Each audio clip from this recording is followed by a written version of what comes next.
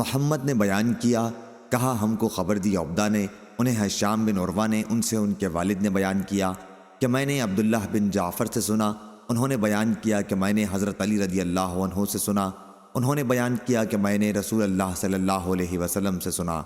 آپ نے فرمایا، دوسری سند اور مجھ سے صدقہ نے بیان کیا، کہا ہم کو عبدہ نے خبر دی، انہیں ہشام نے، ان سے ان کے والد نے بیان کیا کہ میں نے عبداللہ بن جعفر سے سنا، انہوں نے حضرت علی رضی اللہ عنہ سے کہ نبی کریم صلی اللہ علیہ وسلم نے فرمایا، اپنے زمانے میں حضرت مریم علیہ السلام سب سے افضل عورت تھیں، اور اس امت میں حضرت خدیجہ رضی اللہ عنہا سب سے افضل ہیں۔ صحیح بخاری حدیث نمبر 3815۔ لیث نے بیان کیا، کہا کہ ہشام نے میرے پاس اپنے والد عروہ سے لکھ کر بھیجا کہ حضرت عائشہ رضی اللہ عنہا نے کہا، نبی کریم صلی اللہ علیہ وسلم کی کسی بیوی کے معاملے میں نے اتنی غیرت نہیں محسوس کی جتنی حضرت خدیجہ رضی اللہ عنہا کے معاملے میں محسوس کرتی تھی۔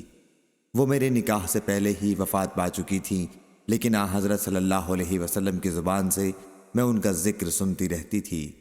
اور اللہ تعالیٰ نے حضرت صلی اللہ علیہ وسلم کو حکم دیا تھا کہ انہیں جنت میں موتی کے محل کی خوشخبری سنا دیں۔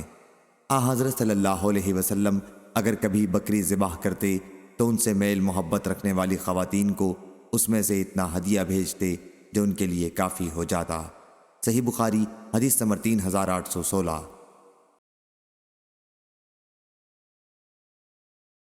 حمید بن عبد الرحمن نے بیان کیا، ان سے ہشام بن عروہ نے، ان سے ان کے والد نے، اور ان سے حضرت عائشہ رضی اللہ عنہا نے بیان کیا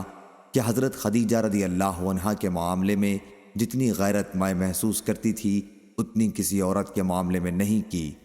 کیونکہ رسول اللہ صلی اللہ علیہ وسلم ان کا ذکر اکثر کیا کرتے تھے۔ انہوں نے بیان کیا کہ حضرت صلی اللہ علیہ وسلم سے میرا نکاح ان کی وفات کے 3 سال بعد ہوا تھا، اور اللہ تعالیٰ نے انہیں حکم دیا تھا یا جبریل علیہ السلام کے ذریعے یہ پیغام پہنچایا تھا کہ حضرت صلی اللہ علیہ وسلم انہیں جنت میں موتیوں کے ایک محل کی بشارت دے دیں۔ صحیح بخاری حدیث نمبر 3817۔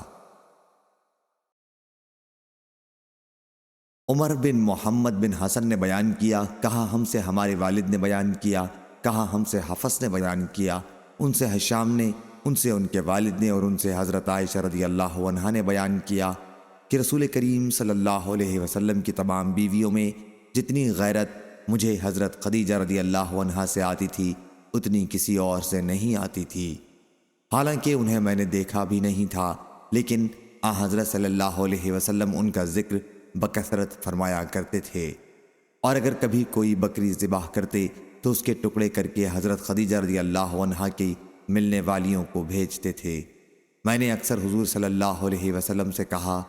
جیسے دنیا میں حضرت خدیجہ رضی اللہ عنہا کے سوا کوئی عورت ہے ہی نہیں۔ اس پر آپ فرماتے کہ وہ ایسی تھیں اور ایسی تھیں، اور ان سے میری اولاد ہے۔ صحیح بخاری حدیث نمبر 3818۔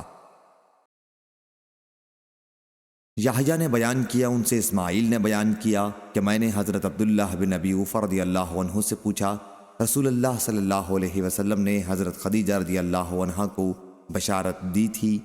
انہوں نے فرمایا کہ ہاں، جنت میں موتیوں کے ایک محل کی بشارت دی تھی،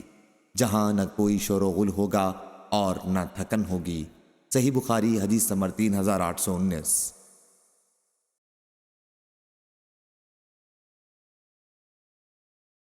محمد بن فضیل نے بیان کیا، ان سے عمارہ نے، ان سے ابو زرع نے، اور ان سے حضرت ابو ہریرہ رضی اللہ عنہ نے بیان کیا کہ جبریل علیہ السلام رسول اللہ صلی اللہ علیہ وسلم کے پاس آئے اور کہا، یا رسول اللہ صلی اللہ علیہ وسلم،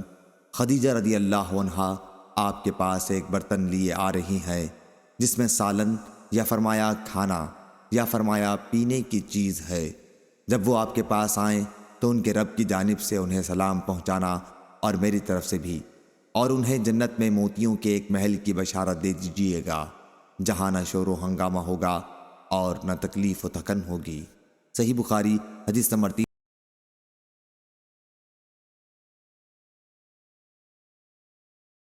علی بن مسہر نے خبر دی، انہیں ہشام نے، انہیں ان کے والد نے، اور ان سے حضرت عائشہ رضی اللہ عنہا نے بیان کیا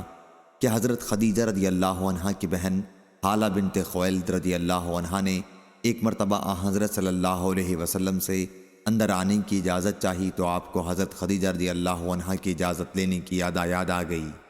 آپ چونک اٹھے اور فرمایا، اللہ، یہ تو حالہ ہیں۔ حضرت عائشہ رضی اللہ عنہا نے کہا کہ مجھے اس پر بڑی غیرت آئی۔ میں نے کہا، آپ قریش کی کس بوڑھی کا ذکر کیا کرتے ہیں جس کے مسوڑوں پر بھی دانتوں کے ٹوٹ جانے کی وجہ سے صرف سرخی باقی رہ گئی تھی، اور جسے مرے ہوئے بھی ایک زمانہ گزر چکا ہے؟ اللہ تعالیٰ نے آپ کو اس سے بہتر بیوی دے دی ہے۔ صحیح بخاری حدیث نمبر 3821۔